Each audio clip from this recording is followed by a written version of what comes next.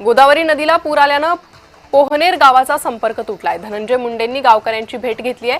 थर्माकोलच्या होडीतून आढावा घेतला असून प्रशासनाला सज्ज राहण्याच्या सूचना दिल्या आहेत। डोंबिवलीतील काँग्रेसचे ज्येष्ठ नेते प्रकाश उर्फ मामा पगारे यांनी व्हॉट्सअॅपवर 2 दिवसांपूर्वी आपले स्टेटस ठेवले होते। यामध्ये पंतप्रधान मोदी यांचा आक्षेपार्ह फोटो व्हायरल केला होता। आज भाजप जिल्हाध्यक्ष नंदू परब त्याचप्रमाणे पदाधिकारी आणि इतर पदाधिकाऱ्यांनी मामा पगारेंना एका ठिकाणी बोलावून त्यांना साडी नेसवली आणि माफी मागायला लावली आहे। शहापूरमध्ये राष्ट्रवादी शरद पवार गटाला खिंडार पडले। पंचायत समिती जिल्हा परिषद निवडणुकीच्या तोंडावर कार्यकर्त्यांनी ठाकरेंच्या शिवसेनेत पक्षप्रवेश केलाय। आगामी निवडणुकीत ठाकरे गटाचा भगवा फडकणार असल्याचा विश्वास यावेळी ठाकरे गटाच्या पदाधिकाऱ्यांनी व्यक्त केलाय।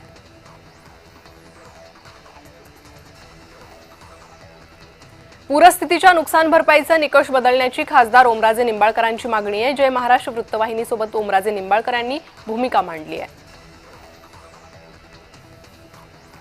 शेतकऱ्यांसाठी मुख्यमंत्री मैदानात उतरणार आहेत। राज्यातील पूरग्रस्त भागाची मुख्यमंत्र्यांसह दोन्ही उपमुख्यमंत्री पाहणी करणार आहेत।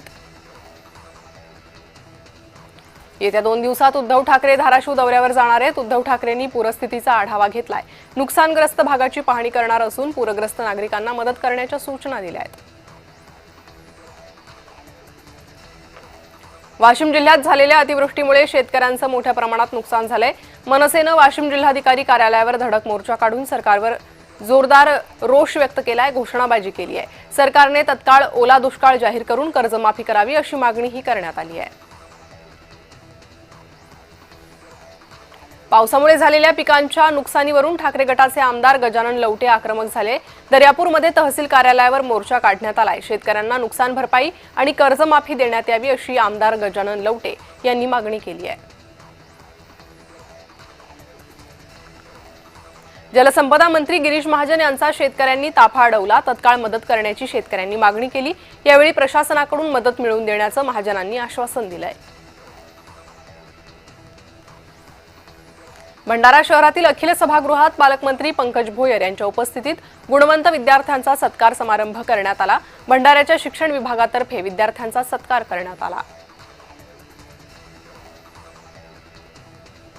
पंकजा मुंडे बुधवारी बीड दौऱ्यावर आहे। जिल्ह्यातील नुकसानग्रस्त गावांना भेट देणार आहे। पिकांचं मोठ्या प्रमाणात नुकसान झाले तर अनेक गावांच्या पुराच्या पाण्यामुळे संपर्क तुटलेला आहे। गोकुळचे माजी अध्यक्ष अरुण डोंगळे यांनी राष्ट्रवादीत प्रवेश केलाय। सुनील तटकरे, हसन मुश्रीफ यांच्या उपस्थितीत हा पक्षप्रवेश संपन्न झालाय। नवरात्रीच्या पार्श्वभूमीवर केंद्र सरकारने देशातील महिलांसाठी एक मोठा आणि महत्त्वाचा निर्णय घेतलाय। महिलांचे आरोग्य आणि जीवनमान सुधारण्यासाठी सरकारने प्रधानमंत्री उज्ज्वला योजनेअंतर्गत 25 लाख गॅस सिलेंडर मोफत देण्याची घोषणा केली आहे।